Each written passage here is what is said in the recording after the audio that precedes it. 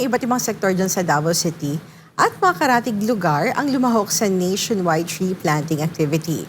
Ilan sa mga nakisa dito, mga NGOs, estudyante, mga guro, mga magulang at maging ang mga barangay officials ng Barangay Lasang, Davao City.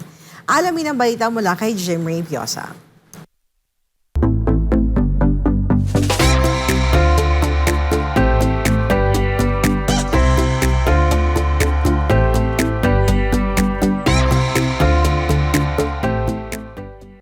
Nitong buwan ng Abril ngayong taon, nabulaga ang mga residente malapit dito sa Fatima River dahil sa biglaang pag-apaw ng ilog. Para maiwasan ito at hindi na maulit pa ang trahedya, libo-libong mga puno ang naitanim ng mga volunteers ng Sunshine Philippines Movement. Madaling araw pa lang, abala na ang mga volunteers mula sa iba't ibang bahagi ng Davao City na nagtungo dito sa Barangay Lasang ng nasabing syudad.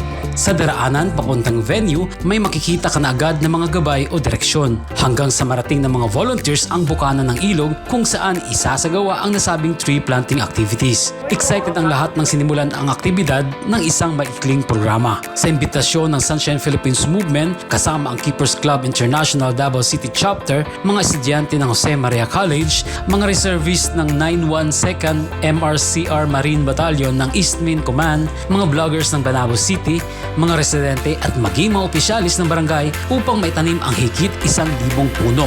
Taong 2005 sinimulan ni Pastor Apollo C. Kibuloy ang mga inisyatiba sa pangangalaga ng ating kalikasan kaya itinatag niya ang Sunshine Philippines Movement mula noon hanggang ngayon. Mula Luzon, Visayas at Mindanao, laganap ang pagkilos ng SPM. Para sa mga volunteers, makabuluhan ang kanilang pagsuporta sa SPM sa kabila ng init ng panahon. Ako ang gihatagan og panahon ang pag-anhi, ang pagsalmot sa ato ang tree planting nga gipangunahan or by the initiative ni Pastor Kibuloy, because I believe nga kani siya nga tree planting it will serve as a model to everyone, especially now nga nakatagamtamtag mga baha. And of course, I am very thankful nga na-initiative ani si Pastor Kibuloy because ang atong mga generations, labi na sa susunod nga generation, makatagamtam ni ini. Ang main objective sa amo ang 912nd Company is to help strong build empowered communities, which is save Lasang River and save Bunawan River, and protection of the riverbanks for Barangay Lasang is our main environment initiatives. So it coincides with the goal of Pastor Apollo C. Kibuloy for tree planting and tree growing program. Ako masulti ani na kalihukan is an eye-opener for us youth na ma-engage ani na mga event, activity for us to help our mother nature. So in behalf of the Keepers Club, I would like to thank Pastor Apollo C. Kibuloy for this kind of activity. This is such an privilege for us to engage this kind of activity. Samantala, nagpasalamat naman si Lasang Barangay Captain Alan Simwag dahil sa pinakitang malasakit ni Pastor Apollo C. Kibuloy sa ating kapaligiran sa pamamagitan ng SPM. Dako ang kalipay sa katauhan sa Barangay Lasang, pagdawat sa itong mga kaigsuunan sa KOGC tungod kay mamahimo mong kabahin sa pagpalig-on sa amo ang kinaiyahan, labi na gyud sa kanang pagtanom og mga kahoy nga mga kinahanglan nato dinhi sa ato ang palibot. Dagdag pa ng kapitan, kana nagpakita nga ang KOGC pinaagi pud sa liderato ni Pastor Kibuloy, conscious siya sa panginahanglan sa tuang mga katawhan nga kinahanglan nato nga giyahan ng atong mga kaigsunan nga tiniwala sa atong development karon. Mubalik ta diya mismo sa batakan nga panginahanglan sa atong kinayahan, mo nang pagpadaghan sa atong mga kakahuyan aron mohatag pod og proteksyon sa ato sa panahon nga adunay mga baha o ingon man mga disasters nga moabot sa umaabot ng mga panahon.